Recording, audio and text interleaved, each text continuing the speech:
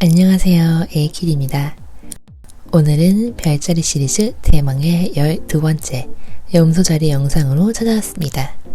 제가 이 별자리 시리즈를 하면서 캐릭터를 그릴 때 정한 몇 가지 규칙이 있는데요.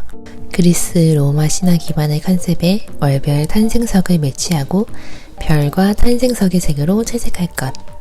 이렇게 숨겨진 포인트들을 찾으면서 보시면 더 좋을 것 같습니다.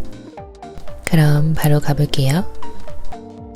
오늘 그려볼 염소자리의 주인공은 염소의 모습을 한 아말테아라는 요정입니다.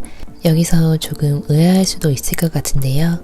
보통 염소자리를 검색하면 상반신은 염소, 하반신은 물고기인 기이한 모습이 나오니까요. 이 모습은 물고기 자리와 같은 신화에서 나오는데요. 신들의 연회에 나타난 괴물 티폰을 피해 도망가던 판이라는 신이 당황해서 염소와 물고기가 반씩 섞인 우스꽝스러운 모습으로 변했고, 이 우스운 모습을 남기자며 제우스가 별자리로 만들었다고 해요. 근데 저는 이런 기이한 모습을 예쁘게 그릴 자신도 없고 도전해보고 싶다는 생각도 별로 안 들어서 고민하다가 아말테아의 이야기를 보게 됐죠. 아말테아는 제우스의 양어머니가 되는데요.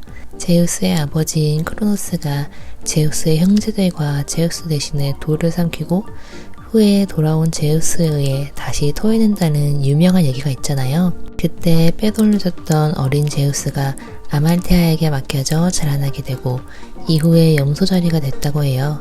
이 이야기를 보고 그래 이거다 해서 염소자리에 아말테아를 그리게 됐죠. 여러 신화에서 나오는 제우스의 이야기를 보면 어느 정도 짐작이 되겠지만 어린 제우스를 돌보는 건 여간 힘든 게 아니었을 것 같은데, 어린 제우스가 아말테아의 뿔을 부러뜨린 적이 있다는 일화도 있더라고요. 아니, 자기를 키워주는 사람의 뿔을 부러뜨릴 정도면 진짜 어지간한 말썽꾸러기였던 것 같은데, 웬만한 멘탈의 소유자가 아니면 감당하기 힘들 것 같아요. 실제 동물인 염소도 성격이 꽤나 제멋대로라는데 의외로 둘이 티키타카가 잘 맞았을지도 모르겠네요.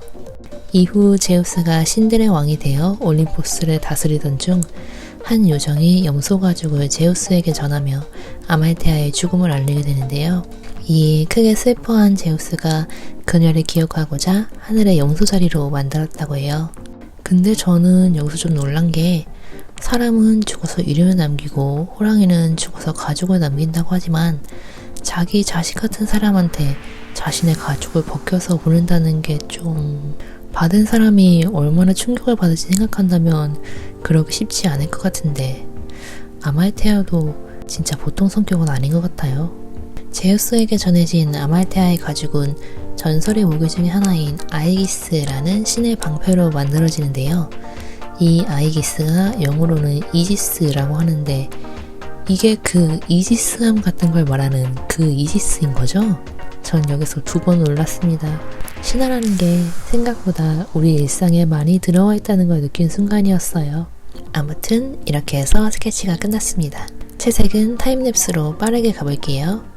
염소자리에서 가장 밝은 별은 데네브 알게디라는 별인데 약간의 보랏빛을 띠는 푸른색의 별이에요. 근데 이 별도 그다지 밝은 별은 아니라서 황도 12宮에서 가장 어둡다는 개자리 다음으로 어두운 별이라고 해요. 그래서 약간 어둡고 진한 느낌으로 채색했고요. 피부도 너무 밝지 않게 중간 톤으로 칠해줬어요. 아말테아의 모델은 마코르라는 염소에서 따왔는데요. 나선형의 멋진 뿔이 특징인 염소인데 회색빛의 털을 갖고 있더라고요. 그래서 의상은 회색빛에 명암을 어둡게 넣어줬어요. 염소 모습의 요정이니까 하반신은 염소 다리로 그려줬는데 머리가 푸른색이니까 자연스럽게 푸른 염소가 됐어요. 여기에 12월에서 1월의 별자리인 염소자리에 1월의 탄생석인 가닛을 귀걸이로 만들어서 매치해줬어요. 마지막으로 배경에 염소자리의 별자리를 넣어서 마무리했습니다. 자, 오늘도 이렇게 해서 별자리 캐릭터가 완성됐는데요. 한 성격 할 것 같은 아말테아를 약간 새침하게 표현해줬어요. 오늘도 영상 봐주셔서 감사하고요. 저는 다음 영상에서 찾아뵐게요. 좋은 밤 되시고요. 우리 내일도 힘내요. 안녕.